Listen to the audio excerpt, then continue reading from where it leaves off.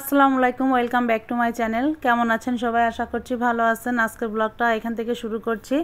সকালবেলা উঠে নাস্তা টাস্তা তৈরি করে কিন্তু এখন আমি একটু ভাবছি একটু সেমাই তৈরি করব।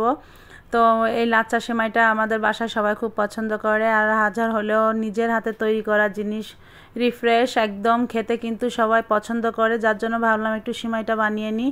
বিকালে একটু নাস্তা মতন তৈরি করব, সেমাইটা রান্না করব।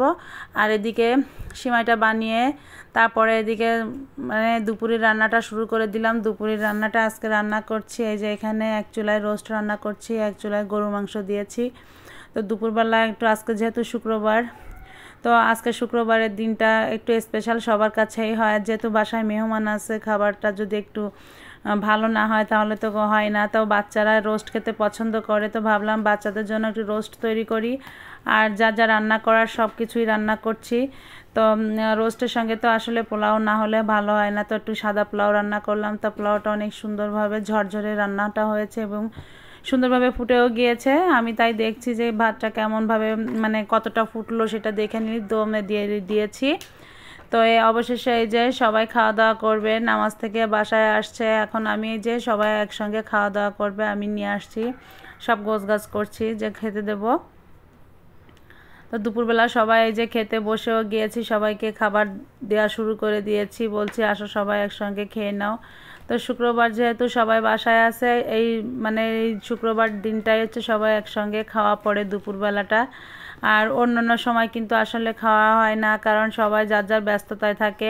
বাসায় আমরা যে কজন থাকি সেই কজনই খাওয়া দাওয়া করা হয়, সেটাই আসলে এই জন্য সবাই একসঙ্গে খাওয়া দাওয়াটা দেখানো হয় না।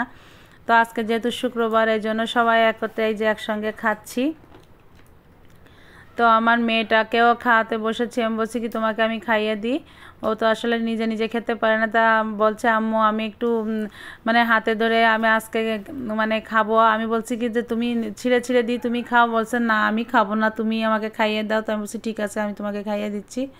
তো সবাই এই যে খাচ্ছে, আমার বোনের মেয়েটাও এই যে খাচ্ছে, আজকে এই যে রোস্ট পেয়ে সবাই হাতে খাচ্ছে। তো খাওয়া দাওয়া শেষ করে ভাবলাম সবাই একটু বাইরে একটু এভাবে হেঁটে আসি, তো বাচ্চাদেরও ভালো লাগবে। আর আজ কতদিন ধরে বৃষ্টি হচ্ছে বাইরে, তো বৃষ্টিতে আসলে বাচ্চারা ঘরে এইভাবে থাকতে চায় না। তো ভাবলাম একটু বাইরে আজকে ওয়েদারটা একটু ভালো আছে, তো চলো একটু বলছি যে মানে আমাদের বাজার থেকে একটু ঘুরে আসি। তো যাচ্ছি, একটু হাঁটাটাও হয়ে যাবে, ঘোরাটাও হয়ে যাবে। তো এই যে সবাই যাচ্ছি একসঙ্গে। তো আমাদের বাজারটা কিন্তু একদম বাসার পাশে।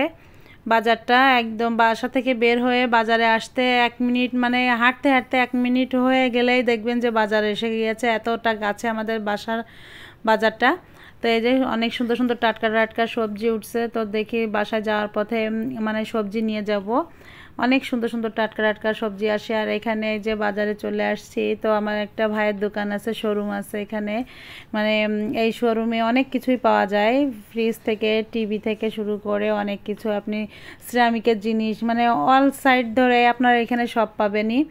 তো দোকানটায় আসলাম, তো বাজারে যখন আসছি তো ভাবছি যে ভাইয়ের দোকান থেকে একটু ঘুরে যাই। তো এই যে আসলাম, বসলাম, সবাই গল্প করলাম কিছু সময়, গল্প টল্প করে তারপরে দেখছি যে অনেক সুন্দর সুন্দর জিনিস আছে। আমার আবার কিছু কিছু একটা অভ্যাস কি যে আমার এই যে সাংসারিক জিনিসগুলো দেখলে আমার খুব ভালো লাগে, মনে হয় যে এটা থুয়ে এটা থুয়ে এটা নিয়ে, এটা থুয়ে এটা নিয়ে, আমার কাছে এত ভালো লাগে।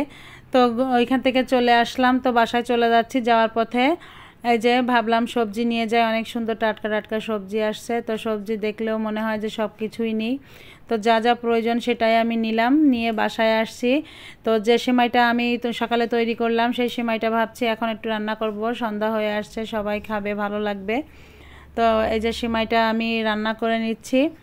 তো এই লাচ্চাটা না আসলে অনেক সুন্দর হয়েছে, যেমন বানানোটা সুন্দর হয়েছে আর দেখুন কালারটার জন্য কিন্তু অসম্ভব সুন্দর লাগছে দেখতে। আর হাজার হলেও নিজের হাতে তৈরি করা জিনিস, এটা খেতে একটু বেশি আলাদা, একটু অন্যরকম লাগবে খেতে।